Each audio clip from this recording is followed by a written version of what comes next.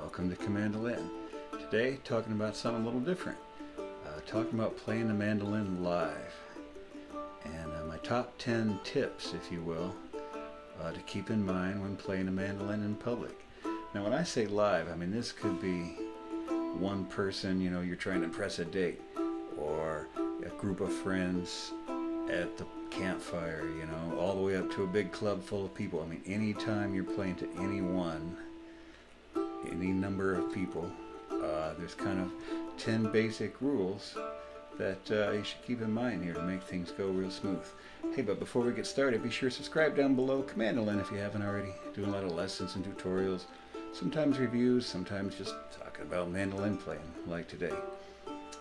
Be sure to check out below the Comandolin store for t-shirts, stickers, hoodies, stuff like that. It's a handy way to support the channel because I don't do the Patreons and stuff.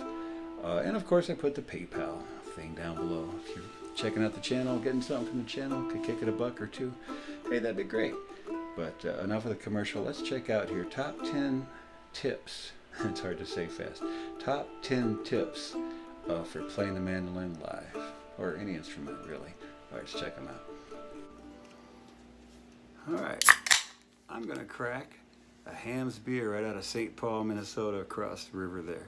If you got something to drink, a pint or something, have one with me as we sit here, and we're going to talk about mandolin playing in public for a sec here. Cheers in advance. All right. Number 10, know the song. Only play something that you already know how to play, or can at least get all the way through.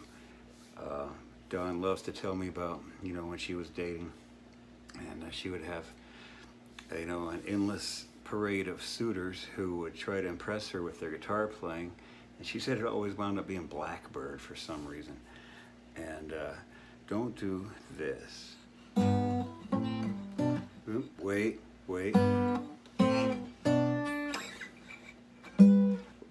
Wait, I can do this. Oh, wait, hang on.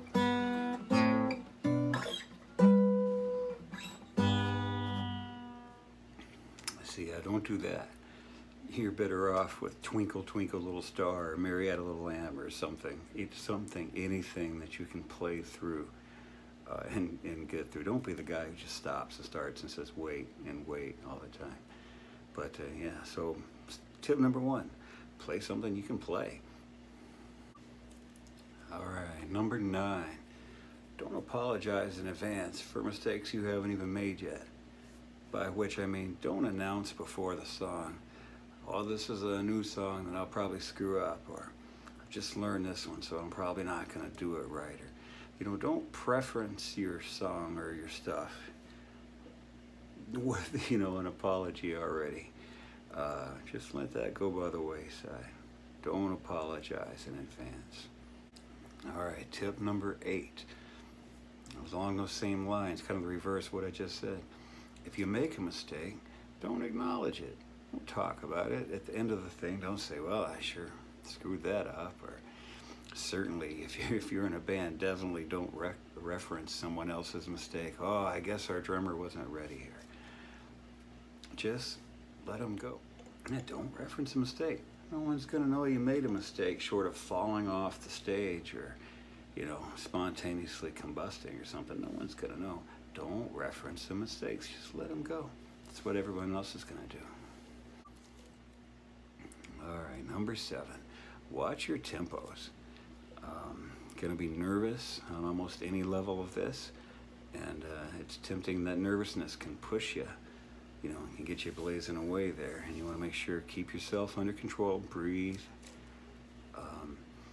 If you're like me, I've done this on so many levels since about 1987 or so, but I always get nervous before I play for people, and then never when I'm actually doing it.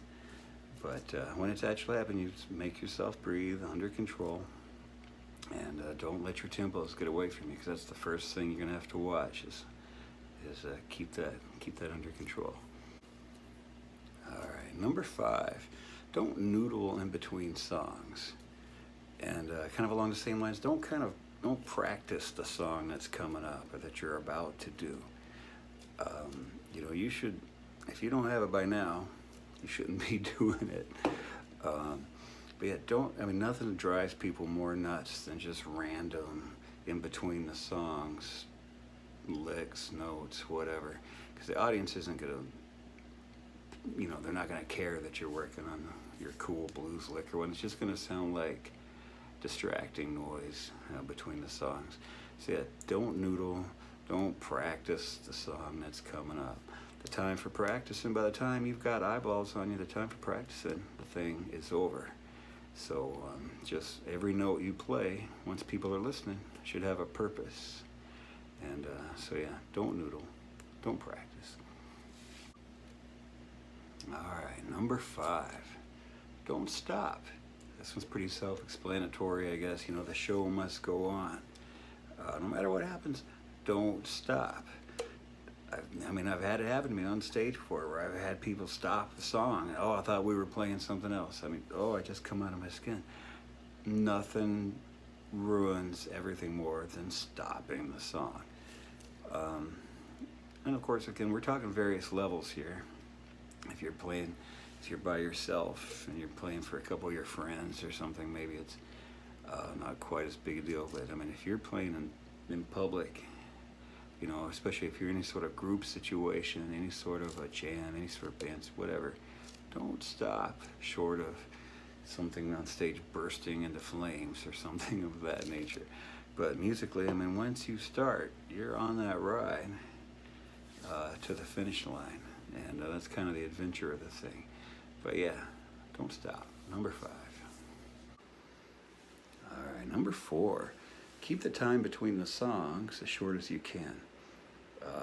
Nothing kills the energy and flow of anything you've built up by playing a few songs together than piddling around between the songs and trying to maybe having a few sips of beer, talking to the bandmates or talking to whoever.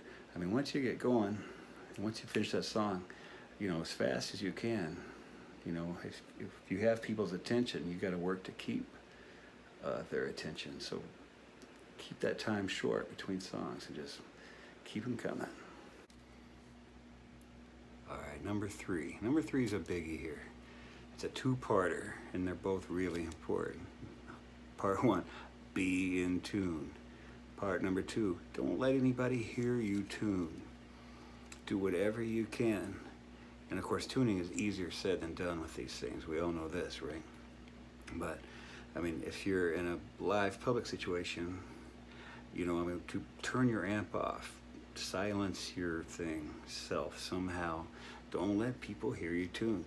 If it's just, an informal thing, you're sitting around playing with your buddies and whatnot, have your clip-on tuner on there and hit that thing as quietly as you can if there's people around, because no one wants to hear that that constant droning of the tuning that can just go on forever, especially with those stupid A strings.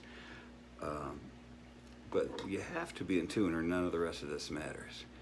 But don't let them hear you. All right, number 2 is not so much a tip, it's just something that's always stuck with me throughout years and years of playing music. I used to have a book back in the 80s, and I can't even think off the top of my head what it was called. Fretboard, it was a guitar book, Fretboard Highways or something. But I had a saying somewhere in the book. It said, when you're playing music, if even one person is listening, it changes everything. And I always keep that in mind. The difference between, if I'm sitting in here in the middle of the night playing, if I'm not recording it and sending it out to the internet, if I'm just practicing or whatever, there's a distinct difference between practicing and then public playing. And public playing for me is exactly the same if it's one person or if it's a big room full of hundreds of people or anywhere in between.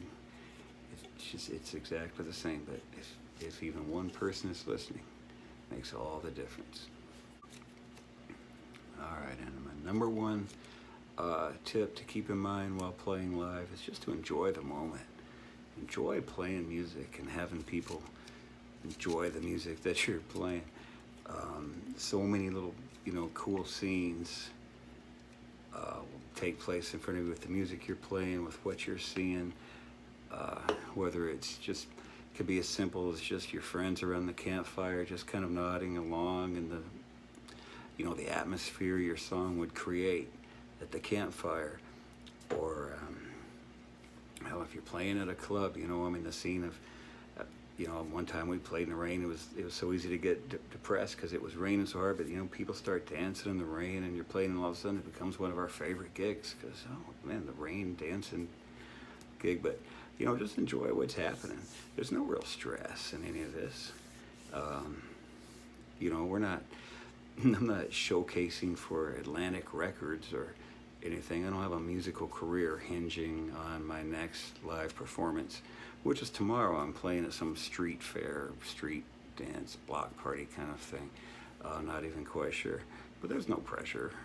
I mean, so there's always a little bit of, there's a little bit of nerves when people are watching, which is kind of the fun of the thing. And like I said before, for me, my nerves are always going into any of it. When I'm playing for people, it's just the most natural thing in the world, but I still get nervous beforehand, and that's kind of the fun of the thing. But I'm getting a little off topic here. What I want to say is just enjoy the moment.